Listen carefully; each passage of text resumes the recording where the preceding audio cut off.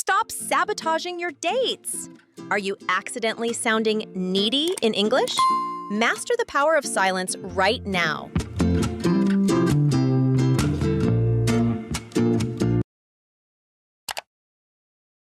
That's what you've been working on for the past 2 hours? Hey, I've been honing it. What was with the dishes? Oh, I want her to think I might be in a restaurant. You know? I might have some kind of life, like I haven't been sitting around here honing for the last 2 hours.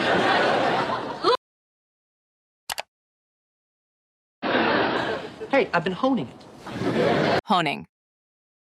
Honing technically means sharpening a blade, but here, Chandler uses it metaphorically to mean perfecting a skill or focusing intensely. It's a sophisticated C2 level verb often used in professional contexts to describe refining one's craft. However, Chandler is using it sarcastically to describe doing absolutely nothing. She spent years honing her negotiation skills before asking for a raise. It describes the process of refining and perfecting a specific ability over time. What was with the dishes? Oh, What was with that hat you were wearing yesterday? The structure, what was with, is a common conversational shortcut to ask, what was the reason for that strange behavior? It implies confusion or mild annoyance about a specific object or action. It's much more natural in spoken English than asking, why were the dishes there? What was with that hat you were wearing yesterday? It asks for an explanation regarding a confusing or strange choice. I might have some kind of life, like I haven't been sitting around here honing for the last 2 hours. Look! Sitting around. Sitting around is a phrasal verb meaning to spend time idly, doing very little. It often carries a negative connotation of laziness or boredom. It's perfect for describing those lazy Sunday afternoons or when you're waiting for something to happen. We just sat around the airport for 5 hours waiting for our flight. It describes spending time in a place without doing anything productive. Guys! Whoa! It's the next day. How needy do I want to seem? I'm right. Needy. Needy usually describes someone poor requiring help, but in relationships and this context, it describes someone who demands too much emotional attention. It's a major red flag in dating. If you call someone needy, you are saying they are desperate and insecure. He stopped dating her because she was too needy and texted him every hour. It describes someone who requires constant reassurance and attention. Right? Oh, yeah, let her dangle. Yeah. Let her dangle. To let someone dangle is a cruel idiom meaning to keep someone in a state of uncertainty or suspense, usually by delaying a response. It implies you have the power and are making them wait for you. It's a power move in negotiation or dating. They offered him the job, but he let them dangle for a week before accepting. It means keeping the other party waiting to increase one's own leverage. I can't believe my parents are actually pressuring me to follow. Pressuring. Well, pressuring is standard English. Using it as a continuous verb in this casual way emphasizes the active, ongoing stress being applied.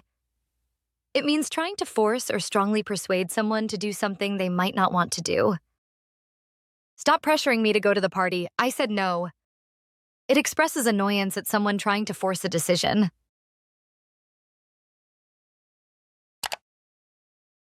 Different situation. It's apples and oranges. It's orthodontist and lesbian. I gotta go. Where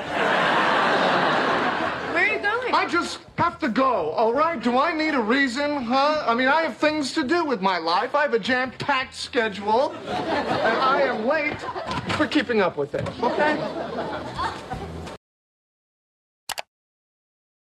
Different situation. It's apples and oranges. It's orthodontist and lesbian. I got Apples and oranges.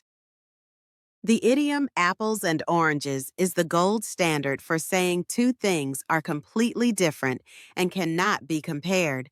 You use this when someone tries to draw a parallel between two situations that have nothing in common. It shuts down the argument immediately. You can't compare living in New York to living in a village. It's apples and oranges. It asserts that a comparison is invalid due to fundamental differences. things to do with my life. I have a jam-packed schedule. Jam-packed.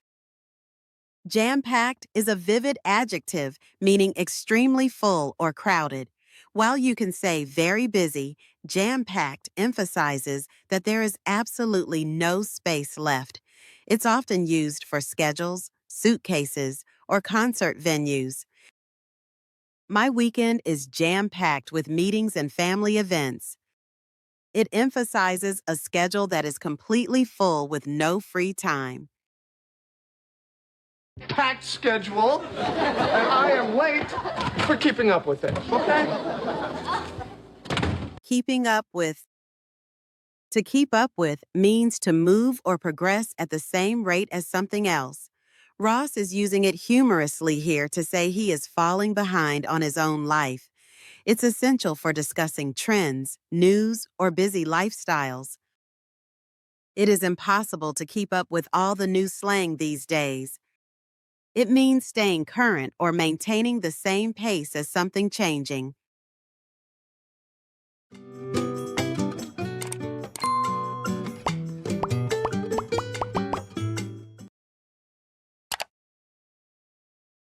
Please! During that second time, you couldn't have picked her out of a lineup. Did it twice? Well, the first time didn't really count. I mean, you know, it was Barry. Honey, baby, sweetheart, look. Just give me another chance, okay? We'll start all over again. Huh? We'll go back to Aruba. Please! During that second time, you couldn't have picked her out of a lineup. Did it twice? Picked her out of a lineup. This is a brilliant advanced idiom. A lineup is a row of suspects at a police station. To say you couldn't pick someone out of a lineup means you wouldn't recognize them at all. Or in this context, that the person, Mindy, was completely irrelevant to the moment. It's a sharp, stinging insult. He claims he loves his fans, but he couldn't pick them out of a lineup. It suggests a total lack of genuine recognition or care. Did it twice? Well, the first time didn't really count. I mean, you know, it was Barry. Didn't really count. The phrase didn't really count is used to dismiss an event as invalid or not significant enough to be included in a total. We use this constantly in games, arguments, or when justifying mistakes. It invalidates the previous action. That practice round didn't count. Let's play the real game now. It dismisses a previous attempt as unofficial or practice. Another chance, okay? We'll start all over again. Huh? We'll go back to Aruba. Start all over is more emphatic than just start over. It implies wiping the slate completely clean and going back to the very beginning. It's often used in relationships or failed projects to suggest a total reset. Start all over is more emphatic than just start over. It implies wiping the slate completely clean and going back to the very beginning. It's often used in relationships or failed projects to suggest a total reset. The code was a mess, so we decided to delete it and start all over. It indicates beginning a process again from the very first step.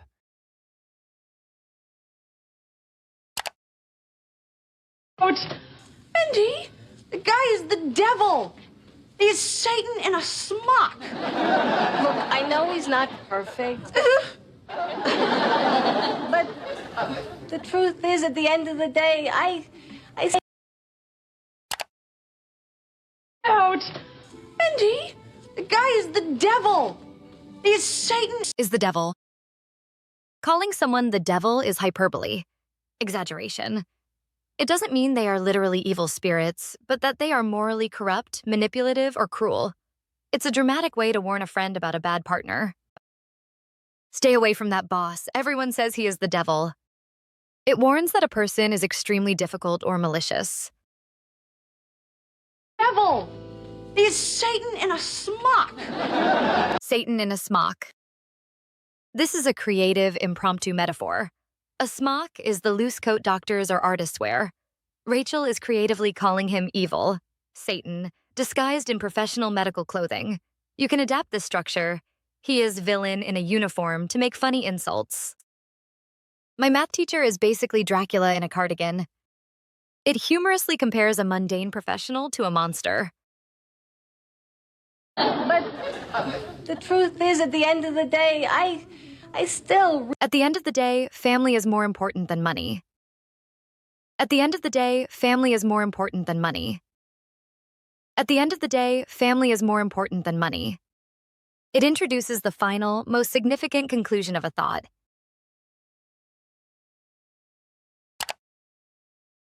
Yeah, there you go. Second date. I don't know. You don't know. Oh, well, she seems very nice and everything, but that whole thing about her coming all the way down here just to see if I was okay, I mean, how needy is that? Oh. You don't know. Oh, well, she seems very nice and everything, but that whole thing about her coming all the way down here just to see if I... All the way. Using all the way emphasizes distance and effort. It suggests the journey was long, inconvenient, or significant. Chandler uses it here to imply she tried too hard, which makes her seem desperate to him. He drove all the way to the coast just to get a specific burger. It emphasizes the significant effort or distance traveled for a specific purpose. Coming all the way down here just to see if I was okay, I mean, how needy is that? Oh. How adjective is that? The rhetorical question structure, how adjective is that, is used to invite agreement with your judgment. Chandler isn't asking for a measurement. He is exclaiming that the behavior is extremely needy. It's a common way to bond over a shared opinion. He left a $100 tip. How generous is that? It invites the listener to agree that the action was very generous. Just to see. The phrase just to see minimizes the purpose of an action, but here it's used ironically. It implies the reason for the action was trivial, or, in Chandler's warped view, suspicious. It's a great way to discuss motives. I called just to see if you wanted to grab coffee. It states a simple singular purpose for an action. If this video helped your English, imagine what the next one can do. Hit subscribe and join us again for more movie magic and everyday English. Take care.